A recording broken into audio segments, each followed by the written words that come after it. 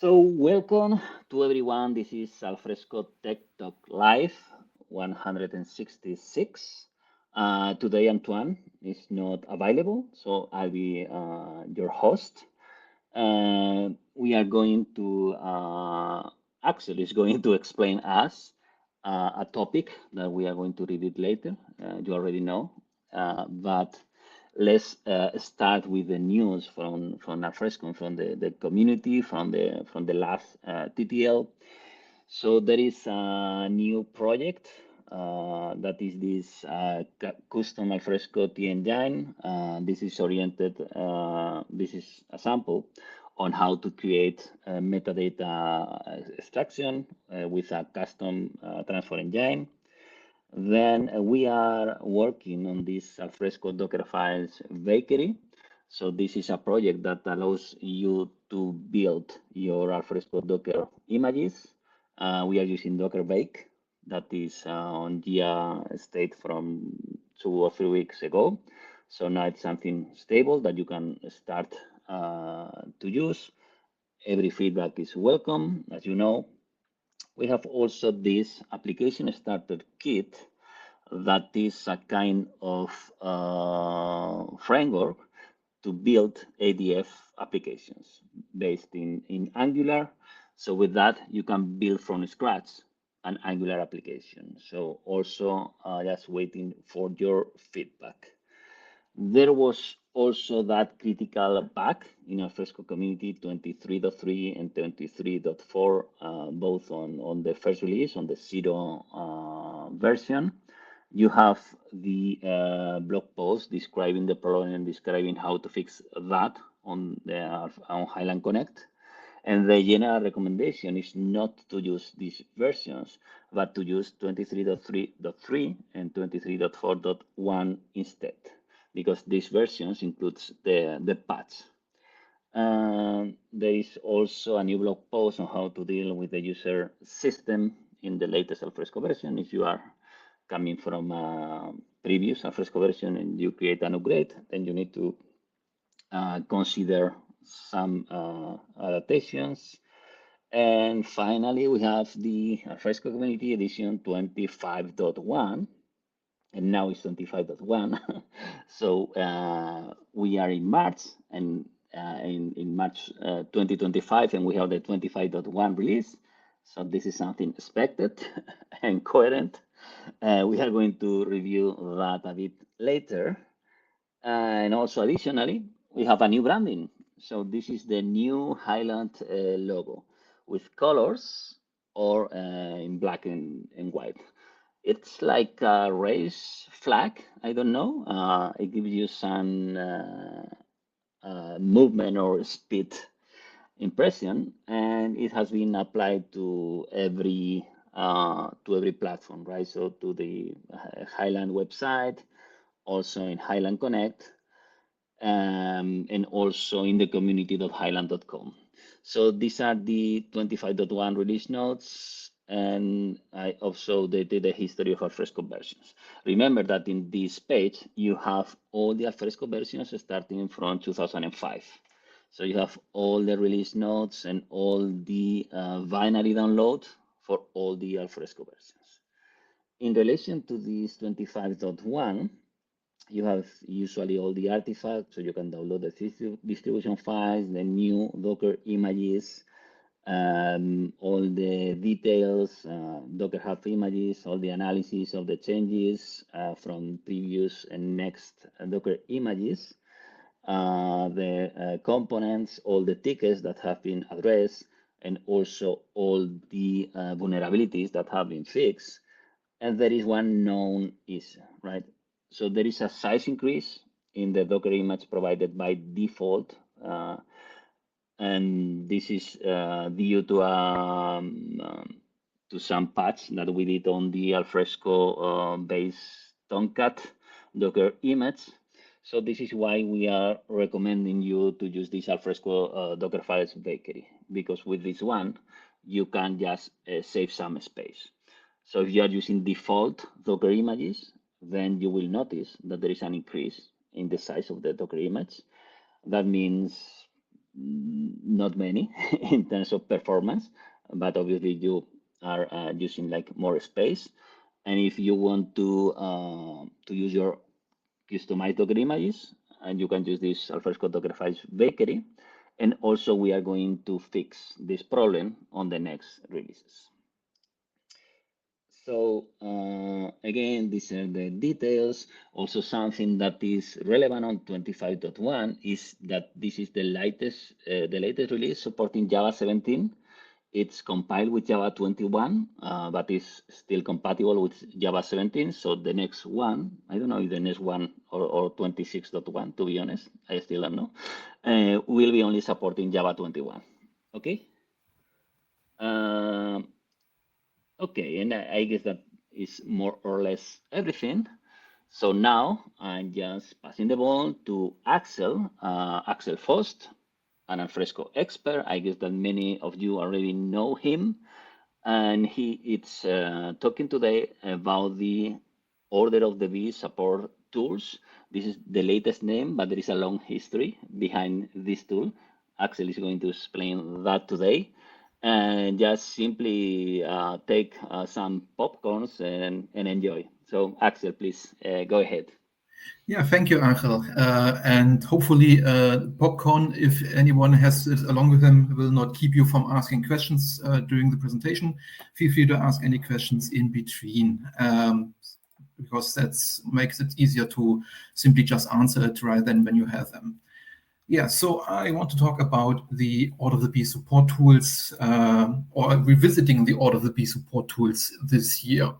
Why revisiting? OOTBee support tools, or the project in itself, has already quite a bit of a history now, given that the project was initially created in 2016.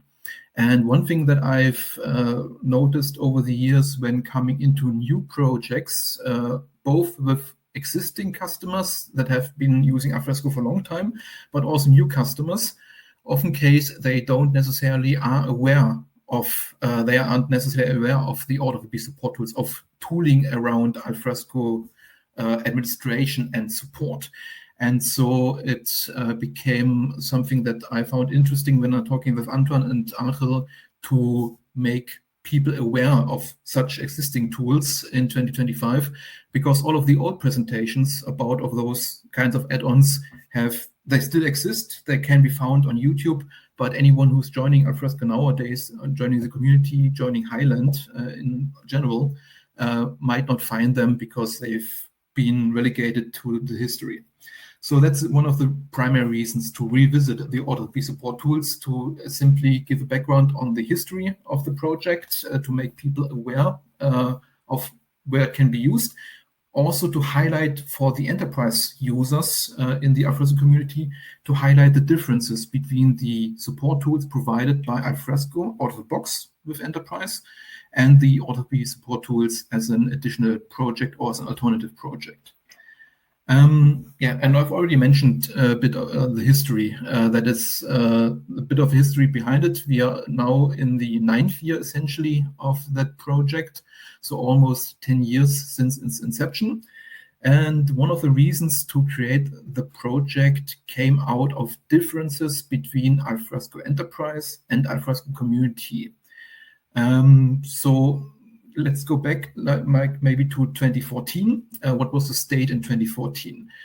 For administration purposes, for example, to get access to metrics from Alfresco, but also to perform runtime inspection or runtime configuration changes, we had the JMX protocol, the Java Management Extensibility API.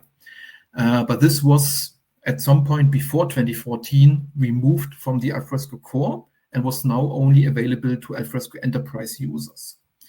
We had the official Alfresco support tools, or what is now the official Alfresco support tools, which was at the time still a project managed, maintained by an Alfresco support engineer as a common tooling that they provide to customers when they had problems to analyze. It was not official at this point. It was not part of the standard product yet. And it was essentially just maintained as a side project by that support engineer.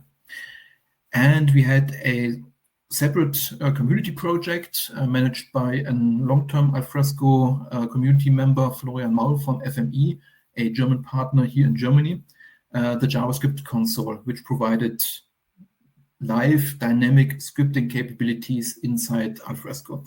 But essentially, there was no combined project for administration purposes. Some features were enterprise only, specifically JMX and support tools, and for community, only the JavaScript console existed.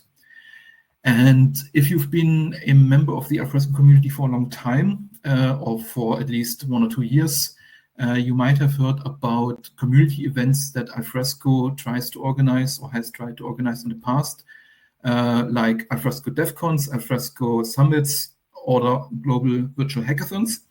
And in the 2016-2017, the community actually took over organizing a DevCon-like event. And on the BCon 2016, I gave a talk with Oksana Kurysheva about top 10 missing features in Alfresco, which touched on the administration and support issues and lack of features in some regards. And based on that talk, later on, then in 2016, the same year, we had in the Global Virtual Hackathon a team that essentially emigrated around the idea of liberating the existing project, the enterprise-only support tools project, and make it available to the wider Alfresco community. And along myself, we had Markus Jos from Austria and Sujay Pillai. I think he's from Indonesia, but maybe Angel can correct me later on. But at least he's from the Asia region, as far as I remember.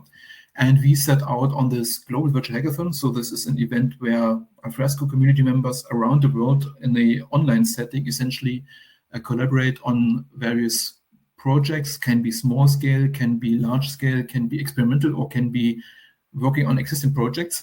But we set out to port essentially the existing project and remove all the enterprise specifics to make it available to community. And you can find, as I mentioned before, you can find the presentation for that virtual hackathon still on YouTube.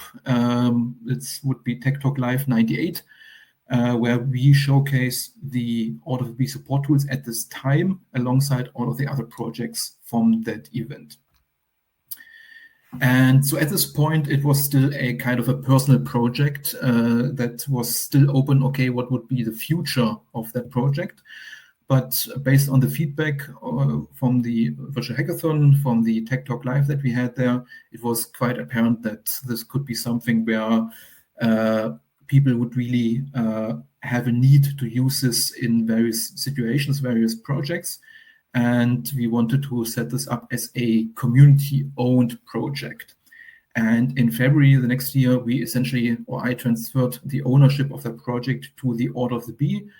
The OOTBee, for those people who have joined the Alfresco community, the Alfresco Highland community only recently, the OOTBee was at the time a quite active organization of community members. It was an ad hoc organization that mostly came about at the time when Alfresco stopped doing DevCon events.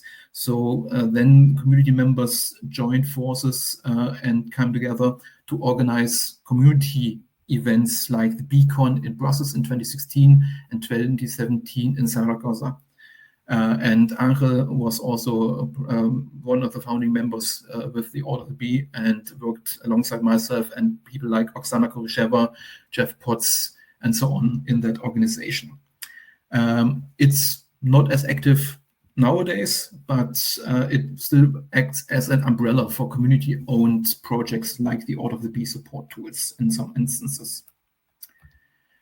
In November, the first release was published, and it already included new features, new capabilities that weren't present in the old support tools, like having inspection utilities for the Alfresco caches, doing log snapshots, looking into system parameters, or even having some tools on the share side of things. And since then, we had a release not every 2 years, but semi-regularly when there were specific important features to be added, or when there were compatibility changes to be done, or when it became apparent, like with the release 1.2, that one of the important tools in the community, the JavaScript console, was no longer actively maintained by the original owner. And due to changes in Alfresco, like library updates, API changes, the existing version was no longer compatible with the newest versions of Alfresco. And so at that point, it became a necessity to essentially fork that existing project, merge it into the OOTBee Support Tools to provide a updated version of it that is compatible with the new Alfresco versions for people to use. Otherwise, that capability would have been lost if nobody would have picked it up.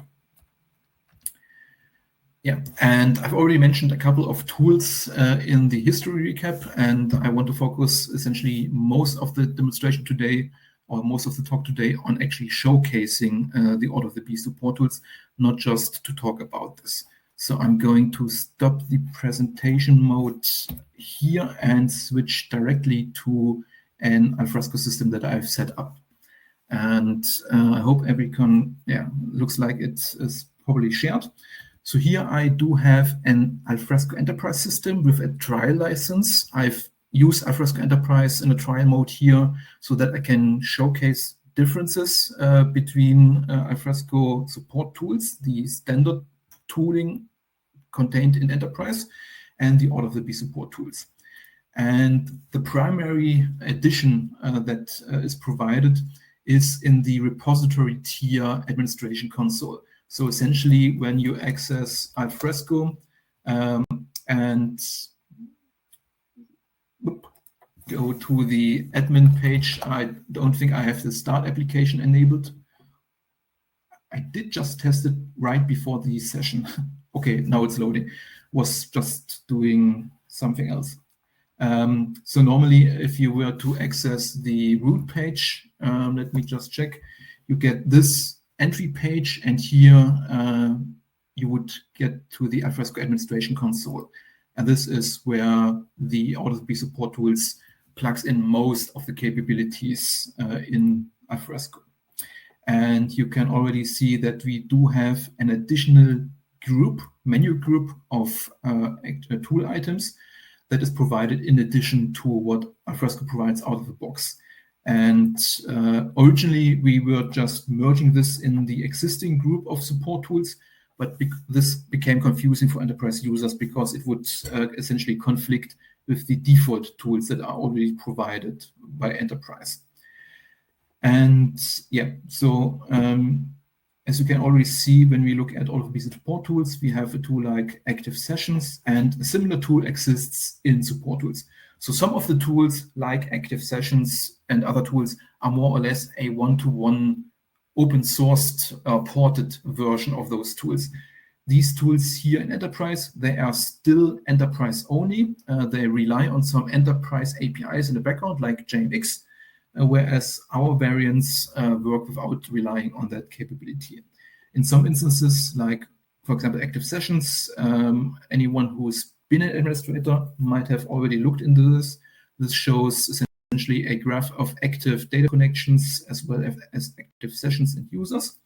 And as I said, this is more or less a one-to-one example of a one-to-one conversion of the tool, except that we have enhanced some parts of the UI, like the ability to have sorting in the list of users who are logged in, search capabilities, as well as essentially a bit of a more streamlined UI with pagination here to support systems with larger sets of users.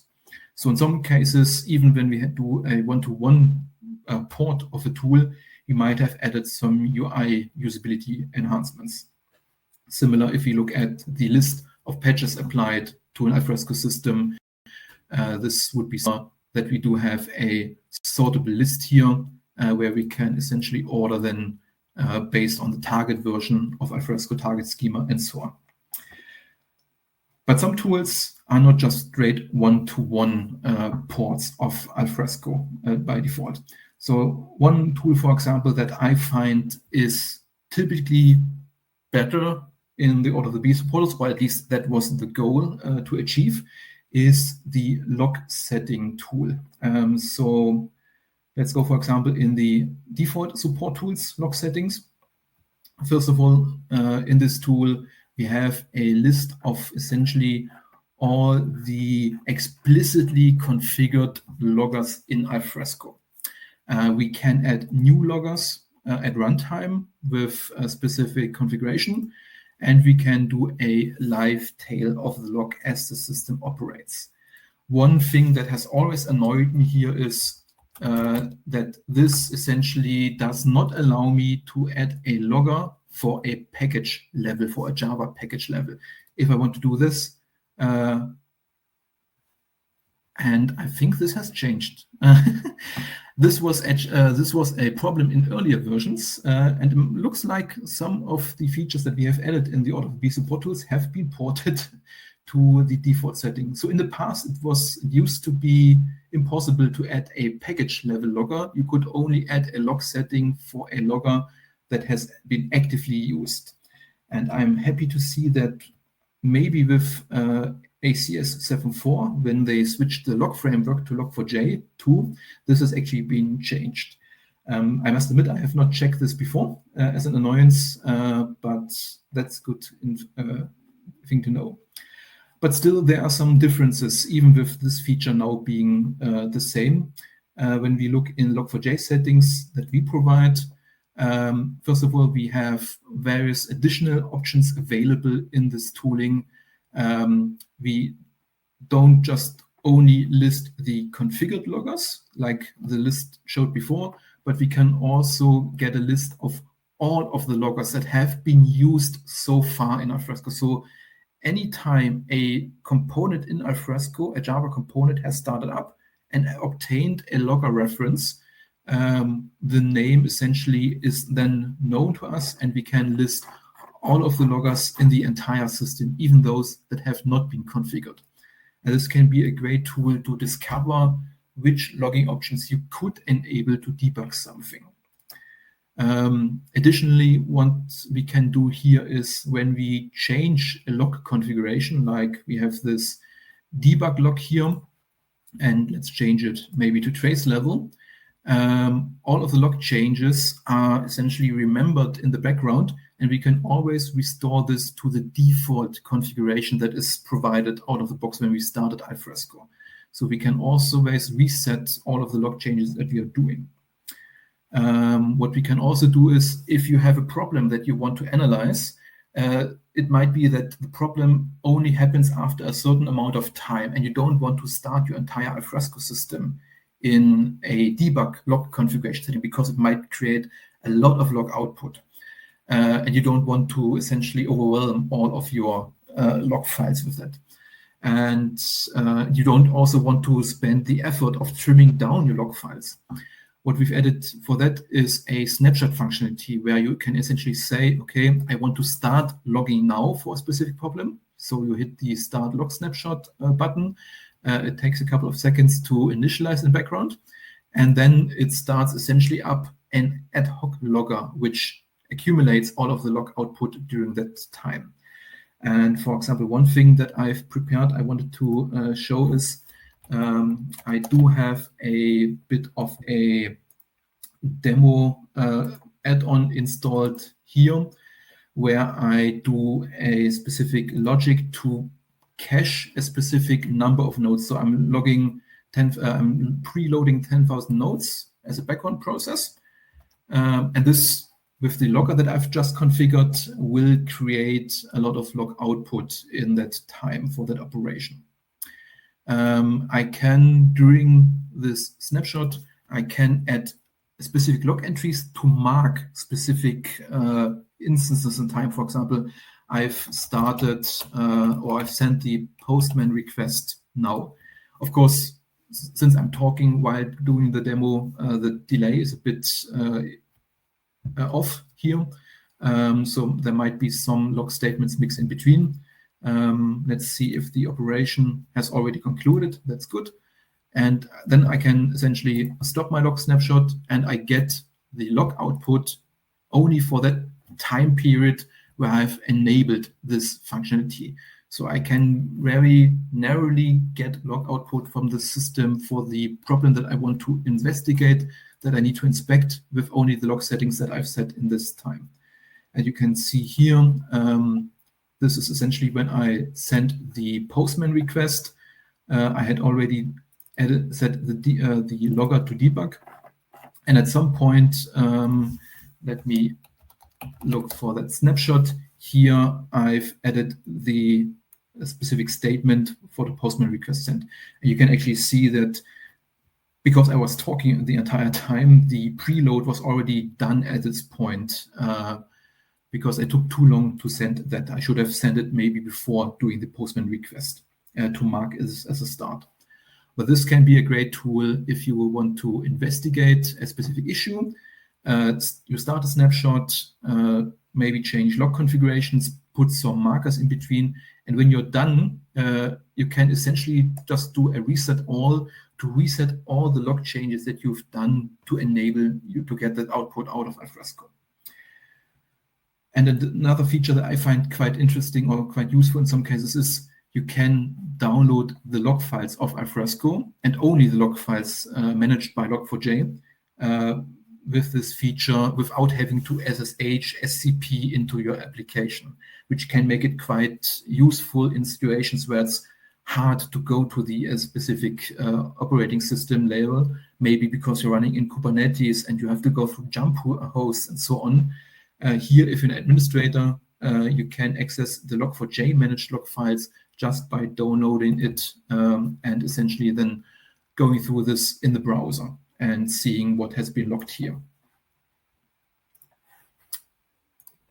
Or one thing I've not mentioned, you can also, if you have multiple files, download them as a zip file if you like, and that might make transfer of those large log files a bit easier to handle.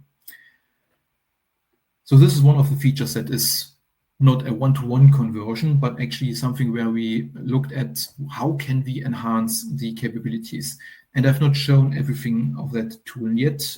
I invite everyone to test this out yourself and to look into this. Another thing, since I've just went through the process, or I've used this cache operation to preload some nodes into cache, would be natural to look into the caches tool.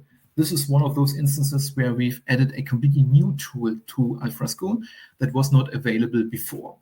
And especially if you're looking into memory usages, it can often be a good idea to look into how saturated your caches are to understand, okay, could there be some effect from large caches? Or could this be something else that is an issue? So what we have here is essentially a overview of all the caches configured in Alfresco and their current utilization, as well as configured limits and operations that have been happening against this so far. And one thing I've done, I've only loaded, I believe, a small number of nodes. I think I've preloaded like 400,000 nodes, but I've only preloaded 10,000 and might have even preloaded something that doesn't exist. So the cache saturation is quite low. But in a production system, you might see that some specific caches like the nodes cache, the properties cache, the aspects cache, could be close to your limit, or usually they are close to your very limit. And then you can maybe check, okay, what are the hit statistics? How often are these caches actually being used? And in some performance critical situations where you have an issue with bad performance, it could be because your caches are not sufficiently scoped for the workload that you're doing. It could be that you're loading way too much data into Alfresco, or you're doing too many random access operations, that the caches are not large enough to really optimize the system, and you end up with a high miss ratio that could drag down your performance.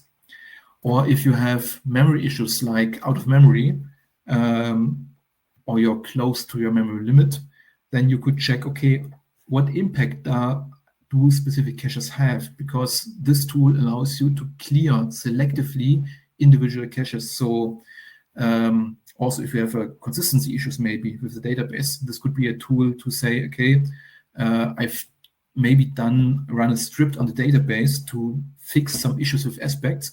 Let's clear the content of that cache and have it then reloaded next time a node is being accessed. And afterwards, you could check how does the heap memory usage react to clearing maybe a large cache out of the system.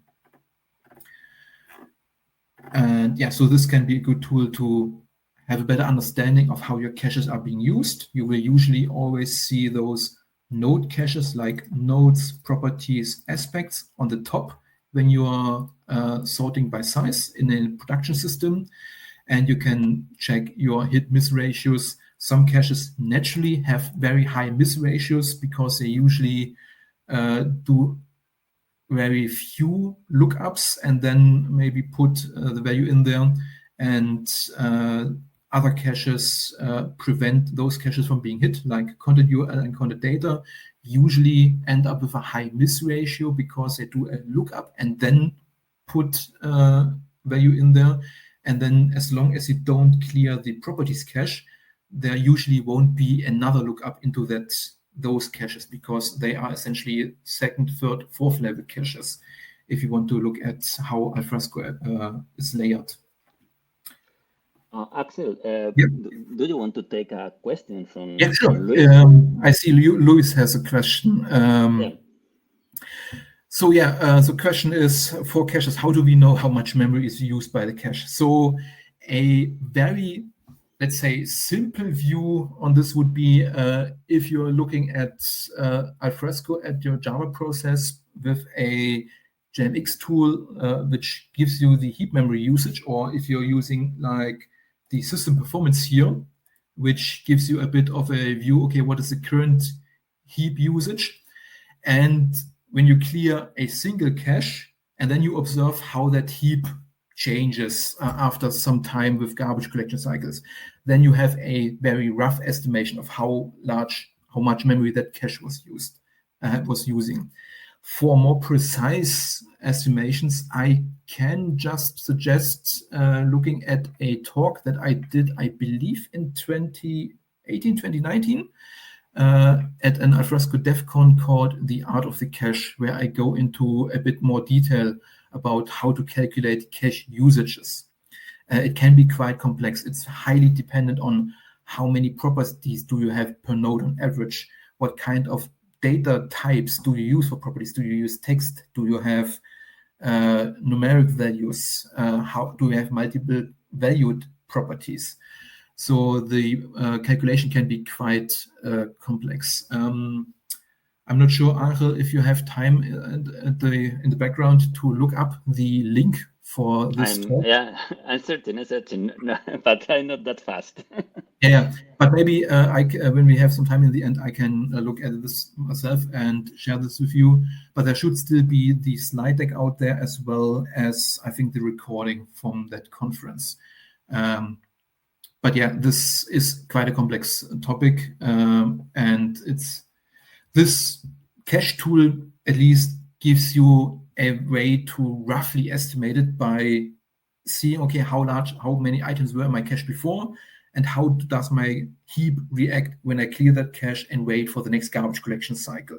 Then you have at least a rough estimate, okay, this was this expensive. Or at least you could maybe rule out or confirm that the cache was the issue for a high memory usage scenario. But for real investigation, you would have to go deeper, either by doing a heap dump analysis or by doing calculation of expected cache sizes based on metrics you obtain from the database to see how many properties you have on average per node. Luis, is that a good enough answer for you at this time?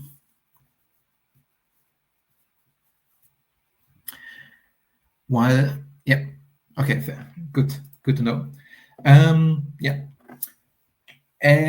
Let's see. One or two other tools I want to highlight. Most of the tools are quite close to what is provided out of the box with Alfresco Enterprise.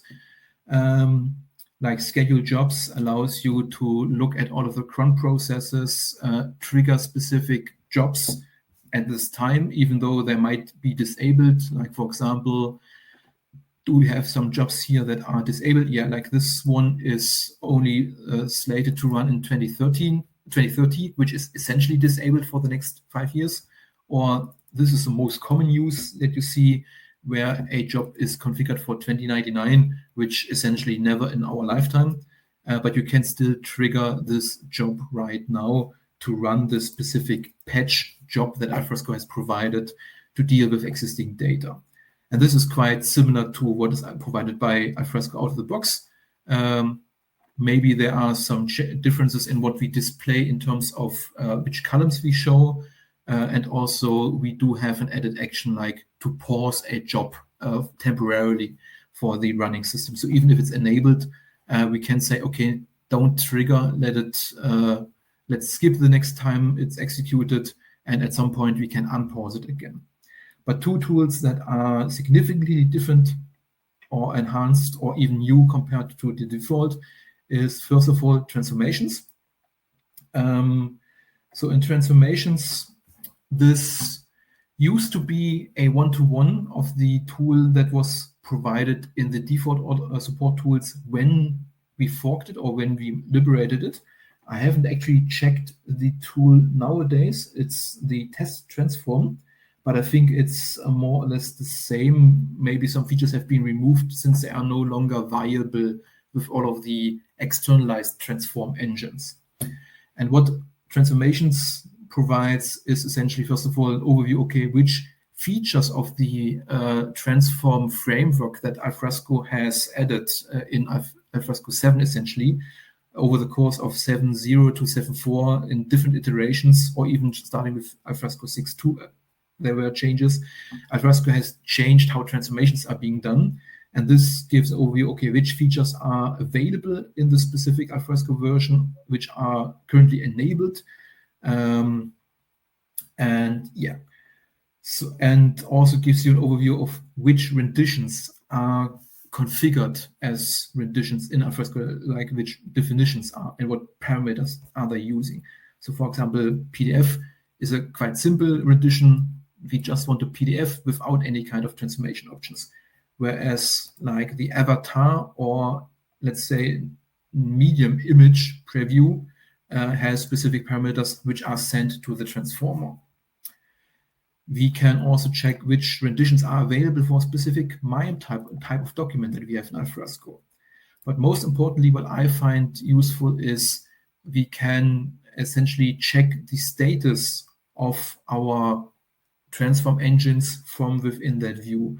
And this setup, I've configured local transform because it's supposed to be a community install. I've only used Enterprise here to showcase the differences to the default Alfresco. And I, first of all, have a list of all the transform engines that have been configured. And I can, for example, trigger the ready probe and live probe and see, okay, what is the status of that specific transformer? Can this be accessed by Alfresco? I can also show the logs from that transformer. I can essentially do a remote view. Usually you would only be able to do this if you were to access the transformer directly via HTTP. But here we are essentially routing the log information from the transform engine via Alfresco to have an overview, okay, what were the last transformations done in this specific instance. And for, additionally, we can do specific tests. Hey, I have a source file. Let's say I have a presentation, an open document presentation like the one I'm doing right now. This is about 1 megabyte in size, and I want to transform this in PDF. What transformer would be picked, essentially, if I wanted to transform this, and with what kind of priorities? In this instance, it would tell me, hey, available for this kind of transformation would be the LibreOffice transformer, and only the LibreOffice transformer, which had a priority of 50 and a size limit of -1. So essentially, the file can be as large as possible. If I were to do the same, let's say, with a PowerPoint presentation, things might be different. Here, we do actually have a configured size limit because of the various issues with embedded content in PowerPoint and also memory usage in LibreOffice. And if I wanted to check what is with regards to doing a preview of that, then we do get other transformers, like we get the Office to image via PDF, which is a two-step transformation. And we can look at the supported transformations here. This essentially exposes all of the configuration that we have in the integrated transform engines and exposes this to us as administrators. Whereas if you've already looked into how transform engines are developed, you might be familiar with the JSON format of that configuration, but this provides us in a more readable view for administrator purposes, where we can look at specific transformers and can see, okay, how many transformations do they have, and get the details here. Essentially, this provides a transformer from Outlook to XML, HTML, and plain text for full text indexation, for example. All right. And the one tool that is completely new, in addition to what we had with the caches tool, what I find useful in a lot of instances is the command console. This also provides a bit of a plugin framework where we can add additional tooling. And out of the box, it comes with two specific plugins already in there, like a permissions plugin that I can simply enable. And this provides a bit of a, what's the term for it? I think REPL, like a live command, and then it's being executed and we get the result of it. And you can do checks with this plugin, for example, to check the specific effective permissions of one particular user on a particular node and check if they've been granted this permission, if they can effectively have access to that permission, or just get all of the permissions of a specific user on a specific node. And I've not prepared anything for this. Let's look at the other plugin, because this is a bit more useful for configuring Alfresco instances or looking into how Alfresco subsystems are configured. For example, I could show which subsystems I do have in Alfresco. And for example, we do have authentication, and we can look at, okay, how is authentication currently configured? So I can look into the properties for, let's say, my authentication manager, and this would give me the authentication chain configuration. Or I could look into, let's say, what is my configuration for my Alfresco NTLM? I could take this ID here and do a list properties and can check how is my authentication subsystem configured. And I can change the configuration at runtime by executing the specific commands. I can always do help to get all of the commands, where I can set single properties, multiple properties, remove them. I can revert the changes just like it's possible in JMX. Oh, there is an issue. Has anyone else? No, okay, there are some people that say they see the screen just fine. It's just Luis that has issues that the screen has not updated. Okay, good. Good thing I caught that, but good thing that other people already told you that it's working fine. Great. Yeah, so this allows a bit of a configuration at runtime for subsystems for both community and enterprise. And this can be enhanced by anyone who might want to add additional capabilities in here, which might be too complex to put into a web page, or that might be too niche for a use case and would not fit a more traditional UI. And especially for all of those subsystems, the alternative would have been to create custom pages for all of the subsystems with all of the configuration properties. And this is just busy work, and it's easier for administrators to just have a simple list operation, list command that can be used. And yeah, last but not least, since we're already at Q2 and I want to leave some time for potential questions on a couple of other slides. If anyone is not familiar with the JavaScript console, I just wanted to highlight this one time. So in the share use interface, If you are logged in as administrator, you have this admin tools menu item.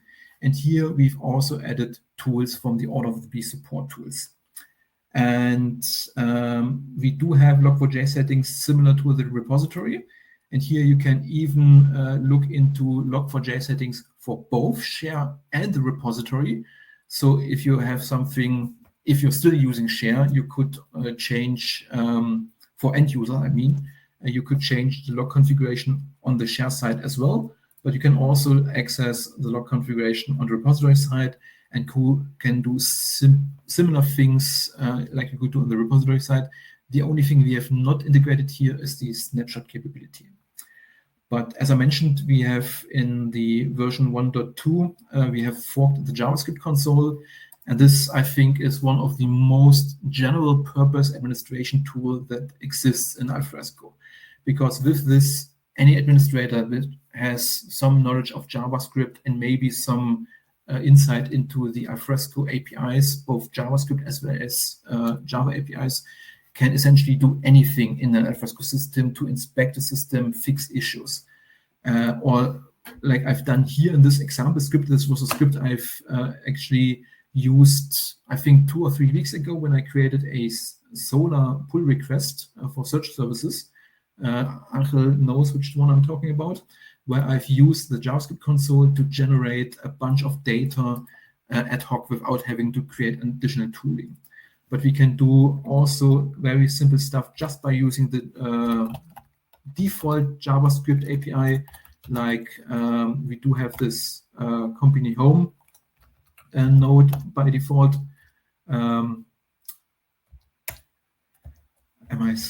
Right, I missed, it's just company home without the underscore, and we can essentially do like a search operation here, can look for subgroups in company home.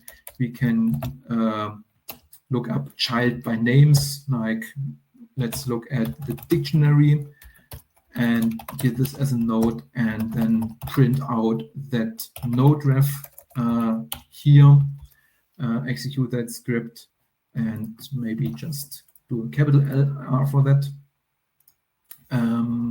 Sorry, my mistake. I believe there's. Yeah, just need to remove the last. Right, yeah. Of course. As always, if you're doing live demo, you're doing typos and you're not noticing that. But I think the node ref should work as well. Child by name, path is dictionary, data dictionary, of course, data dictionary, and now we have the node ref. Yeah. And essentially everything that is available in the JavaScript API of the repository tier, you can use here. You can set, okay, let's change a property. Let's maybe put in the description.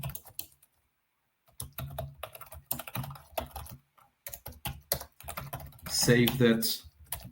And essentially, once I've executed that, I can go in the repository tier, repository view, and I should see that different description here, a different description now on that data dictionary node. And essentially, anything you can come up in JavaScript code or Java code using the interoperability features between those two, you can do with the JavaScript console. And I think a lot of community members already have existing scripts. There are GitHub gists with provide prepared scripts that you can use for specific fixes or specific use cases. Like, for example, I have some that I use to clear some data from some cluster configuration or cluster persistent values. And these can be quite useful in some administration use cases. And yeah. So before we come to the end, I'm just looking at us. Are there some questions right now? I think the one question from Suresh I'm going to answer at the end. Just want to get a bit of a outlook into what could be there in the future for the OOTBee support tools, and maybe also for interested people, how can you collaborate, or what is open? How open is this project? So the current version of the OOTBee Support Tools was released, I think, last year, end of last year. It's 1.22, and this is mainly a compatibility release for ACS 23 and above to deal with all of the API changes, specifically the Servlet API. The major plan from my perspective for the next versions would be to prepare for the eventual end of life of Share when the UI is being removed or at least no longer maintained by Alfresco. It's been announced in 2016, I think, that it is going to end sometime. And as long as Alfresco still had customers or has customers, it's still being maintained. But we all know that it's only for support purposes. There's no new features and it's seriously out of date. And some tools exist currently only in Share. For enterprise users, you have the admin, the control center admin tool. But again, this is only enterprise users. And for community, we don't have some tooling that exists in that control center. And ideally, if you don't use the ADF clients, don't use Share, it would be ideal if those tools would be part of the administration console on the repository tier, so that you are not reliant on any specific UI. If you're using Alfresco only as a repository, for example, why would you install an additional UI for that if you already have this administration console? So what I would like to have is to have those user groups, tags, and category management migrated to that UI, to the administration console in the backend, and also migrate the JavaScript console there. And I'm looking at some potential improvements to the caches and command console tools, which I've identified. In some cases, some bug fixes are there for specific use cases, like if you're dealing with smart folders, there are some issues with the permissions check in the command console. These are something that I plan to improve. But of course, a lot of this also depends on how much time I have and how many people might want to collaborate on that. And this is essentially where we also come into the question of what other ideas are there that can come from the community that I have not really looked into because I don't have the time. For example, what about adding display of the index status for search services with the Elasticsearch capability?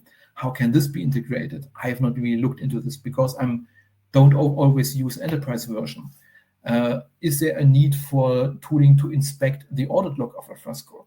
I've not used it that often in the last couple of years, but maybe some other people might need this. How about dealing with authorized users, so license management in enterprise potentially? How can this be better served for administrators if there's no specific functionality provided already by Alfresco? And this essentially ties into then, okay, first of all, what are the challenges that we have with all of these support tools, but also a call for action for the Alfresco community. So challenges, I don't want to leave this out. One big challenge that we always have is, since this is a tool for the Alfresco community where we provide this for multiple versions of Alfresco, we always have to deal with the compatibility issues between different Alfresco versions. So like from 7.3 to 7.4, we had the change in the log framework. From 7.4 to 23, we had the change of the entire Servlet API, the upgrade to Tomcat 10, which changed quite a bit. And this might make it hard sometimes to support this module, but it's usually always manageable. But this can potentially be daunting to new members. But still, if you want to engage with this module, it would already be enough if you have feedback from your personal usage in your systems. What kind of functionalities would you need to better help your use cases, and provide that as an issue, as an enhancement idea into the GitHub issues tracker that we use. And simply just say, okay, this is not working as well as it could be. Maybe can you tweak that? Or maybe just tell us about your bugs that you've encountered in specific situations. But if you are willing to more actively contribute or collaborate on this, essentially anyone from the Alfresco community, be they working for an Alfresco partner, working for an Alfresco customer or just enthusiasts in the community, feel free to reach out to me, Angel, if you want to exchange contact details. If you can't get into contact with me directly, though I'm usually quite available in Discord. My email is available on my homepage. But I think Angel would facilitate any kind of contact requests that are there. And if you like, you can help work on reviews of pull requests, on issues.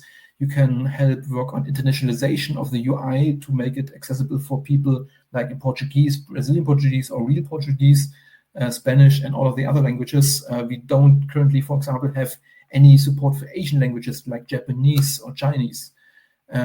This could still be helpful. Or if you're really ambitious, why not provide a pull request for some larger enhancements, some features that I've listed on the ideas and plans list. And if you are interested in providing any kind of feedback, any kind of collaboration with that project, you have the link to the GitHub here. You can reach out to me on Discord or on any kind of other social media or contact details that are quite public. And yeah, let's see what we can do to continue using the OOTBee support tools to great effect in our Alfresco installations in the years to come, not just the past 9 years, but the next 9 years maybe, for however long Alfresco exists as a open source software. We hope so. Thanks, Axel. That was, as always, a really nice presentation, well delivered. I hope that many people discover this tool that has been really a success from the Alfresco community. And as you said, I hope that everyone can collaborate in this project so we can just review that 9 years later again and realize what we did in this decade. So there are some questions.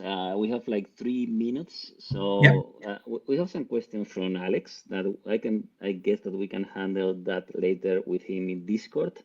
So you can address the one from Suresh if you want. Yeah, so I saw that Suresh was talking about a synchronization with 250,000 users, which first of all is quite a lot of users in an Alfresco system. I think the largest Alfresco system I had, we were thinking about 60,000 users with LDAP Active Directory. And yeah, so searching for users can be quite expensive. One of the reasons for this is that a lot of the default UIs in Alfresco, they do use database lookups for users. And they don't really scale well with large numbers of users, whereas an index search would work better. But in some instances, it's not as consistent, as reliable as a database search, especially if you have indexing issues. And so this would be something that I would like to look into with a migrated tool. But let's look at the question. So yes, this is more or less expected behavior, unfortunately, because of the scaling effect of having large number of nodes. All of the users are essentially stored in one long list of users in Alfresco nodes, and this makes it quite expensive. So if you're using the admin tools, I don't think there's really a way to tune this. What I usually end up doing is I'm using the node browser to look for those users by doing FTS queries, and this usually works better and faster than doing the admin tool way. And I hope, again, hopefully this can be improved by adding tooling in the support tools in the future. So Pavel was adding an idea to export the console output for the JavaScript console. So that's, yeah, definitely a good idea, especially if you have a large output and you don't want to scroll the entire browser and you don't want to risk, if you mark it in a browser, marking some of the HTML framework around it. So this is certainly a good idea to be added. And honestly, when we forked it, we were mostly focused on ensuring that we port all of the existing functionality. We were not looking at many improvements. We only dealt with improvements that already had pull requests available to them in the old project. So like doing some bug fixes and changes that were never merged by the original owner. But this is certainly something that would be good to add. Then I think there was. I guess that all the other are just discussions and so on. So I guess that we can close the session at this point. So we are 5 p.m. sharp in Europe. Again, thanks for your presentation. If you have any new request, any new comment, you can join us in Discord. We are very active in the Discord Alfresco server. You can reach me if you don't have access to the Discord server. I can invite you. Remember that we can also use the Highland Connect. And again, you have this GitHub project. So if you have new ideas, if you want to collaborate, then issues, pull requests, whatever, everything is open to you. So again, thanks, Axel. I don't know if you want to close this this session because you are very good closing sessions. So I just give the word to you. Yeah, I'm just going to give back the thanks to you for inviting me to the Tech Talk Live. It's been a while since I've been in the Tech Talk Live, apart from doing Hackathon Talk. And it's always good to showcase something to the community members who might not be aware of it. Of course, today we had a couple of people who have recognized who should be aware of it. But of course, they can also then interact with new community members to answer like they did in the comments. And it's always good to see how the community can come together in those sessions. So thanks for the opportunity to present. Okay, so thanks to everyone and see you everyone next month. I hope that Antoine is back again. So best luck for him. Thanks everyone. Bye. See you.